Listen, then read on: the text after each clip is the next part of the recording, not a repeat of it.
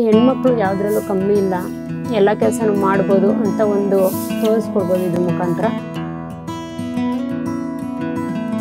ಅದು ಜನ ಎಲ್ಲ ನೋಡಿ ನನಗೆ ತುಂಬ ಲೇಡೀಸ್ ಆಗಿ ಆಟೋ ಓಡಿಸ್ತಾ ಇದ್ದೀರಾ, ವೆರಿ ಗುಡ್ ಅಂತ ಹೇಳ್ತಾರೆ. ಅದರಿಂದ ನನಗೆ ತುಂಬ ಹೆಮ್ಮೆ ಆಗುತ್ತೆ. ನನ್ನ ಹೆಸರು ಛಾಯಾ ಅಂತ, ನಾನು ಹಾಸನಿಂದ ಬಂದಿರೋದು.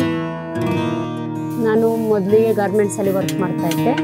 ಇವಾಗ ಗಾರ್ಮೆಂಟ್ಸ್ ಬೇಡ, ನಮಗೆ ಟೈಮಿಂಗ್ಸ್ ಸೆಟ್ ಆಗ್ತಾಯಿಲ್ಲ, ಸ್ವಲ್ಪ ಮೆಂಟಲಿ ಪ್ರೆಷರ್ ಇದೆ.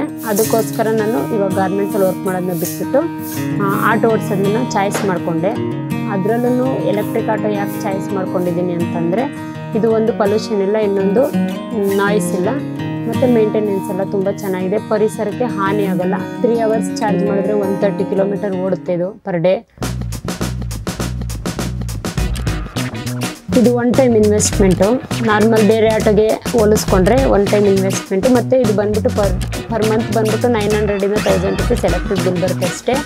ಬೇರೆ LPG ಆಟೋ ತೊಗೊಂಡ್ರೆ ಅದಕ್ಕೆ ಪೆಟ್ರೋಲ್ ಆಗ್ಬೋದು, LPG ಆಗ್ಬೋದು, ಮಂತ್ಲಿ ಒಂದು 6000 7000 ಆ ಥರ ಕಾಸ್ಟಿಂಗ್ ಬರುತ್ತೆ. ಅದಕ್ಕೆ ಇದಕ್ಕೆ ಹೋಲಿಸ್ಕೊಂಡ್ರೆ ಇದು ಕಾಸ್ಟಿಂಗ್ ಚೆನ್ನಾಗಿದೆ.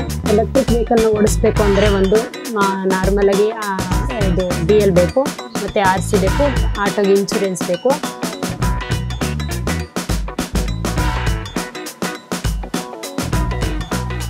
ಎಲ್ಲ ಲೇಡೀಸು ಬರಬೇಕು. ಅದಕ್ಕೆ ಅವರ ಫ್ಯಾಮಿಲಿಯವರು ಮೇಯ್ನಾಗಿ ಸಪೋರ್ಟ್ ಮಾಡಬೇಕು. ಎಲ್ಲ ಲೇಡೀಸು ಮುಂದೆ ಬರಬೇಕು, ಅದು ನನ್ನ ಇಷ್ಟ.